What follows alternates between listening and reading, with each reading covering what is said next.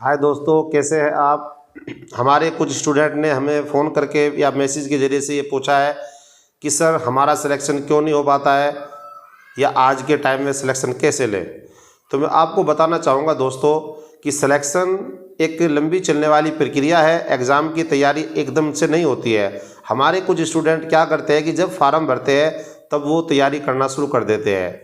दोस्तों, इस तरीके से तैयारी नहीं होती। अगर आप सरकारी नौकरी पाना चाहते हैं, जॉब पाना चाहते हैं, तो किस तरीके से तैयारी करें, इसके लिए हमारी वीडियो पूरी देखिए। हम आपको लेकर चलते हैं आपके गंतव्य की तरफ। जी हाँ, सबसे पहले तो आपको एक टारगेट निर्धारित करना पड़ेगा कि मुझे कौन सी जॉब चाहिए, मुझे किस फील्ड में जाना है, मेरा किस चीज़ में इंटरेस्ट है। अगर आप जाना चाहते हैं पैरा मिलिट्री फोर्स के अंदर, तो इसके लिए आप SSC GD, UP police, Delhi police या रेलवे की तैयारी कीजिए। तो इसके लिए आपको अभी से तैयारी करनी पड़ेगी। हर कंपटीशन की तैयारी, जो वनडे एग्ज़ाम होते हैं, उनकी तैयारी में कम से कम 1 साल का टाइम जरूर लगता है। आप 2025 में होने वाले जो एग्ज़ाम हैं उनकी तैयारी अभी से लेकर चलिए। जी हाँ, अगर आपने 10वीं पास के बाद आपको जॉब हासिल करनी है, आपकी लंबाई 170 सेंटीमीटर या उससे ऊपर है पैरामिलिट्री फोर्स के लिए, तो आप एसएससी जीडी की तैयारी कीजिए। बट आपको बेल्ट की नौकरी चाहिए और आपकी हाइट थोड़ी कम है, तो उसके लिए आप एसएससी एमटीएस में हवलदार के पद पर जा सकते हैं। जी हाँ, वहाँ पर जा सकते हैं आप उसके लिए। तो आपको करना क्या है मेरे दोस्तों कि आपको मैथ, रीजनिंग और जनरल अवेयरनेस, इन 3 चीज़ों को मजबूती से करना है। मैथ, रीजनिंग और जनरल अवेयरनेस। कुछ भर्तियों में हमारे यहाँ हिंदी पूछी जाती है और कुछ में इंग्लिश भी पूछी जाती है। तो इसके लिए आप मेहनत कीजिए। अब बात ये आती है कि अब ऐसा क्या हो गया है कि हर बच्चे का सिलेक्शन नहीं हो रहा। मेरे दोस्तों, अगर हम बात करते हैं अब से 10 साल पहले की, 10 साल पहले की मेरिट और अब की मेरिट देखिए। पहले एसएससी की बात करता हूँ मैं, सीजीएल की।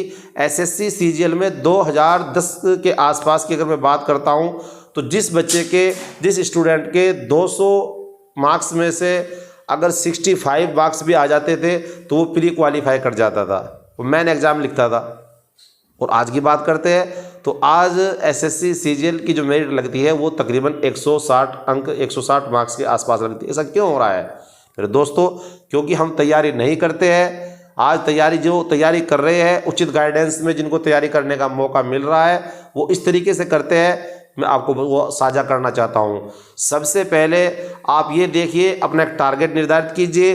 दूसरे नंबर पे आपको क्या करना है कि जो जॉब आप हासिल करना चाह रहे हैं उसके एग्ज़ाम पैटर्न को समझें कि किस तरीके से एग्ज़ाम होता है, एग्ज़ाम में क्या क्या पूछा जाता है। एग्ज़ाम में जो पैटर्न है उसमें हमारे पास में general awareness, reasoning, math, English, Hindi, इनका कितना परसेंटेज है, कितने क्वेश्चन आएंगे और कितने मार्क्स वहाँ पर है और कितने पर मेरिट लगती है।